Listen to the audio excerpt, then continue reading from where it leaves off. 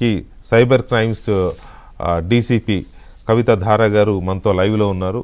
వారితో మాట్లాడదాం. డీసీపీ గారు నమస్తే అండి. Very good evening. నమస్తే అండి. నమస్తే, good evening. Thanks for joining. Yeah, DCP గారు, ఫస్ట్ ఆఫ్ ఆల్ చాలా క్రైమ్స్, సైబర్ క్రైమ్స్ ఇవన్నీ చూస్తుంటే చాలా రకాల దొంగతనాలు చూశారు కదా. క్రైమ్స్ అంటే దొంగతనాలు మేజర్గా, అఫ్కోర్స్ మర్డర్స్ అవి వేరనుకోండి. ఈ దొంగతనాలు చాలా డీల్ చేసిన మీకు ఈ దొంగతనం ఎలా అనిపించింది? మీ first reaction please on this iBomma case. ఇది మీరు అన్నట్టు నార్మల్ దొంగతనాలతో పోలిస్తే ఇది డిఫరెంట్ అండి. పైరసీ అనేది డిజిటల్ దొంగతనం అనొచ్చు మనము. ఈ డిజిటల్ పైరసీ అనేది entirely different issue from normal theft and robbery ఇలాంటి కేసెస్తో పోలిస్తే. ఎందుకంటే అక్కడ ఫిజికల్గా అసాల్ట్ చేయడం, లేకపోతే ఫిజికల్గా పర్సన్ ఎవరైతే దొంగ ఉంటాడో వచ్చి తీసుకెళ్లడం చూస్తుంటాం మనం. పట్టుకున్నప్పుడు అదంతా కూడా ఎవిడెన్స్ ఇవన్నీ కూడా మనకు ఉంటాయి.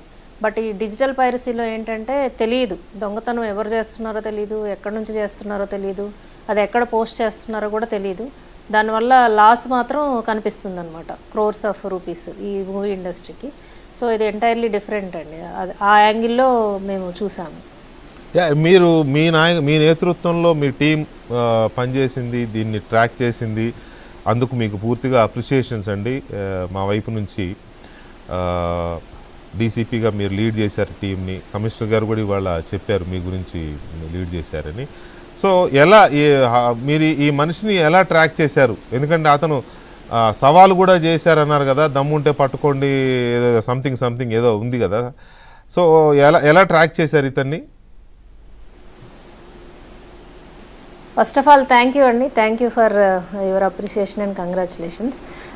సిపి గారి యొక్క ఎంకరేజ్మెంట్, మోటివేషన్ ఇచ్చినటువంటి దీంతో మా టీం అంతా కూడా వర్కౌట్ చేసింది. మనకు తెలిసినట్టు లాస్ట్ ఆగస్ట్లో ఒక పైరసీ కేసు డిటెక్ట్ చేసి అప్పటి సిపి గారు ప్రెస్ మీట్ కూడా పెట్టారు. దానిలో కూడా మేము ఒక 10 మెంబర్స్ని అరెస్ట్ చేయడం జరిగింది. అది కూడా మూవీ పైరసీకి సంబంధించిన కేసే. అయితే అది డిటెక్ట్ చేసి అరెస్ట్ చేసిన తర్వాత యాంటీ పైరసీ సెల్ వాళ్ళు మనకి కంప్లైంట్ ఇచ్చారు. ఏంటి అని అంటే, ఇప్పుడు మనం అరెస్ట్ చేసిన వెబ్సైట్స్లో అడ్మిన్సే కాకుండా ఇంకా డిఫరెంట్ వెబ్సైట్స్ ఉన్నాయి. ఐబొమ్మ అని చెప్పేసి, బప్పం టీవీ అని చెప్పేసి, ఇవి వెబ్సైట్స్లో కూడా కంటెంట్ పోస్ట్ అవుతుంది, పైరేటెడ్ కంటెంట్. దీని ద్వారా వస్తున్నటువంటి లాస్ కూడా క్రోర్స్లో ఉంది. కాబట్టి ఇతన్ని అరెస్ట్ చేయాలి, వెనక ఎవరున్నారో, నెట్వర్క్ అంతా ఏముందో బ్రేక్ చేసి డిటెక్ట్ చేయమని చెప్పేసి మనకి యాంటీ పైరసీ సెల్ వాళ్ళు ఆగస్ట్ 30th ఒక కంప్లైంట్ ఇవ్వడం జరిగిందండి. దాన్ని బేస్ చేసుకొని మన దగ్గర ఐటీ యాక్ట్, అట్లాగే పైరసీ, మన సినిమాటోగ్రాఫ్ యాక్ట్, వీటన్నిటిలో కూడా సెక్షన్స్లో కేసు బుక్ చేశాము. బుక్ చేసి ఇన్వెస్టిగేషన్ స్టార్ట్ చేశాము.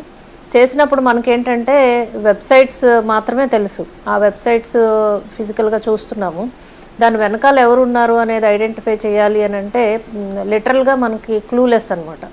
సో దాన్ని మనం వెబ్సైట్ని స్టడీ చేసి దానిలో ఉన్న బ్యాక్గ్రౌండ్ ఏంటి, ఎవరు హోస్ట్ చేశారు, దాని వెనకాల ఎవరు ఉండొచ్చు, కంటెంట్ ఎవరు ప్రొవైడ్ చేస్తున్నారు, ఏజెన్సీ ఎవరు, ఎక్కడ రిజిస్టర్ అయింది వెబ్సైట్, రిజిస్ట్రేషన్కి పెట్టిన వాళ్ళు ఎవరు, ఇట్లా ఈ డీటెయిల్స్ అన్నిటి కోసం మనం అడగడం జరిగిందండి. ఈ హోస్టింగ్ ఏజెన్సీస్ కానీ లేకపోతే ఈ వెబ్సైట్ ప్రొవైడర్స్, కంటెంట్ ప్రొవైడర్స్, వీళ్ళందరూ కూడా ఏంటంటే అబ్రాడ్ ఉంటారు, మన ఇండియన్ సాయిల్ మీద ఉండరు అనమాట. వాళ్ళ రూల్స్ అండ్ రెగ్యులేషన్స్ మా దాని ప్రకారమే మేము డేటా ఇస్తామని మనకు చెప్తారు.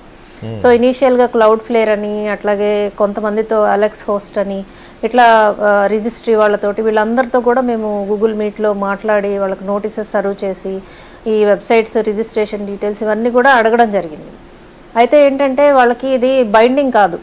వాళ్ళు ఏం చెప్తారు, కంటెంట్ ప్రొవైడ్ చేయడమే మాది, just like any internet connection provide చేసినట్టు మేము మా డేటా ఫ్లోకి యాక్సెస్ ఇస్తున్నాము. ఏ డేటా వెళ్తుంది అనేది మేము రెగ్యులేట్ చేయము, వీఆర్ నాట్ లైబుల్ అని చెప్పేసి వాళ్ళు ఇచ్చిన రిప్లైస్ అనమాట. సో దీన్ని ఫర్దర్గా మేము ఛాలెంజ్గా తీసుకొని హోస్టింగ్ ఏజెన్సీ తోటి కాంటాక్ట్ చేసి, తర్వాత డేటా సెంటర్స్ ఇండియాలో ఉన్న వాళ్ళతోటి కాంటాక్ట్ చేసి, బై ఆల్ మీన్స్ ట్రై చేసి అసలు ఆ వెబ్సైట్లోకి ట్రాఫిక్ ఎలా వస్తుంది, ఎక్కడి నుంచి జనరేట్ అవుతుంది, యాడ్స్ ఎక్కడి నుంచి పోస్ట్ అవుతున్నాయి, ఈ పేమెంట్ డీటెయిల్స్ ఎట్లా ఉన్నాయి, ఇవన్నీ కూడా డిఫరెంట్ మీన్స్లో మేము అనలైజ్ చేసి టెక్నికల్గా ఫైనల్గా ఈఆర్ ఇన్ఫోటెక్ అని చెప్పేసి ఒక కంపెనీకి సంబంధించిన వ్యక్తి దీని వెనకాల ఉన్నాడు అనేది మేము ఐడెంటిఫై చేయడం జరిగిందండి. అది ఐడెంటిఫై చేయడానికి ముందు 3-4 మేము పట్టుకున్నాం. శివాజీ, దుద్దిళ్ళ శివాజీ అని అతన్ని అరెస్ట్ చేశాము. అట్లాగే సూసర్ల ప్రశాంత్ అని అతన్ని అరెస్ట్ చేశాము. ఎవరి నంబర్స్ అయితే ఉన్నాయో, ఎక్కడి నుంచి ట్రాఫిక్ జనరేట్ అవుతుందో వీళ్ళందరినీ కూడా ఐడెంటిఫై చేసి మేము అరెస్ట్ చేశాము.